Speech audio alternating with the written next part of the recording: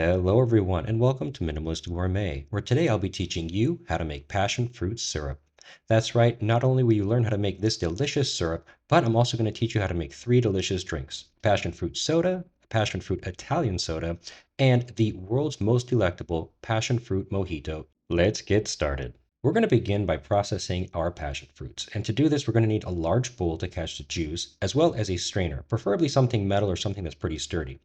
Now we're going to cut open our passion fruits by just running a knife down the center and cutting them into two halves. When you open them up, it does look like an alien egg inside, but that's okay. What we're after is the fruit and the seeds inside. So we're going to go ahead and use a spoon to gently scrape this into our sieve. It comes out fairly easy. You don't need to scrape hard. And if you can't find passion fruit fresh where you live, that's not a problem whatsoever. They usually carry it in the frozen section, so just check for some passion fruit frozen pulp. You'd be surprised if you take a look what you can find in there. Now, I just want to use the juice for the recipe that I'm making today, so I'm going to take a spoon and press the pulp and the seeds against the sieve so that the juice falls out into the container below. Now, to be honest, you can absolutely just take your passion fruit pulp and use it directly with the seeds. You don't have to do this step. You can skip it completely if you want. But you will have the pulp and the seeds in the drink, which are totally consumable, but it depends on you and how you like it.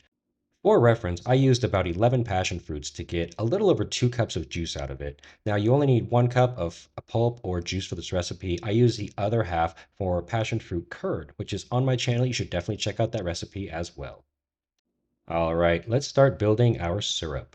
We have a sauce pot here with 1 cup of granulated white sugar. We're going to add 1 cup of our passion fruit pulp or juice to this, and about 1/3 to 1/2 of a cup of drinking water.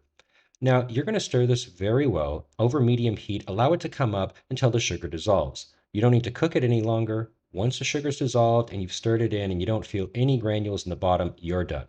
Go ahead and turn off the heat and allow it to come down to room temperature before you continue. Place your cooled passion fruit syrup into a bottle or a jar with a tight-fitting lid. Stored in the refrigerator, this will keep between 2 and 3 weeks. Now that you have this passion fruit syrup, what can you do with it? I'm so glad you asked. Let's take a look. Up first, we have a deceptively simple yet absolutely delicious passion fruit soda. Over ice, pour about 1/3 of a cup of your passion fruit syrup. Then we're going to add about 2/3 of a cup cold club soda. You can add more or less soda depending on your tastes. Just give everything a nice mix until it's well blended and enjoy. This is ridiculously good. If you've never tried it before, it is something very different and just extraordinarily tasty. I highly recommend you give it a try. Our Italian soda begins the same way with 1/3 of a cup passion fruit syrup and 2/3 of a cup club soda. But this time we're going to add a nice splash of whipping cream or heavy cream to this. Oh my God, it makes it go from 10 to 11. This is one of my favorite drinks. Again, something you absolutely have to give it a try. Go ahead and just add a little bit of cream on the top and then give everything a nice stir and enjoy. It's just as cool and refreshing and fruity as the soda, but it has that nice creamy kick at the end. And I've saved the best for last. There's no other way to say it. This is just delicious. It's a passion fruit mojito. Oh yes, let's get started. Take half a lime and quarter it. Place that into a tall cup. Now to this, we're going to add a nice sprig of fresh mint. Now next we need to muddle this, which is basically smashing it up. I don't have a muddler, which looks like a little baseball bat, but I do have this, and it'll work pretty dang well. Now I'm just going to take the handle here, and the goal is to press and squeeze out some of the lime juice and break up those mint leaves a little bit so they can release all that aromatic flavor. Some people like to add a tablespoon of white sugar to this so it helps break it up and make a paste. I think that the syrup is plenty sweet enough as is, so I'm going to leave it out. Once again, it's up to you. This is a very big glass, so I'm actually going to use 2/3 of a cup of our passion fruit syrup that we just made. Now let's take a look at our rum.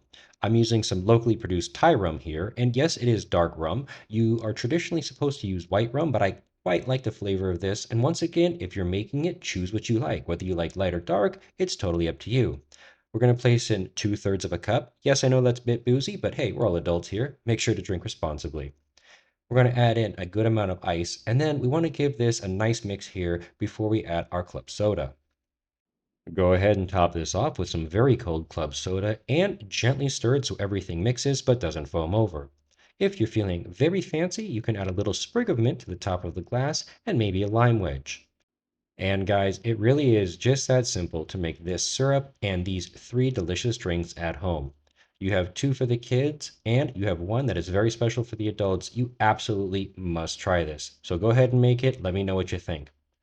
I want to thank each and every one of you for watching today. I do appreciate your time, and I hope this video was beneficial to you. Thanks again so much, and I hope to see you again here on the next episode of Minimalist Gourmet.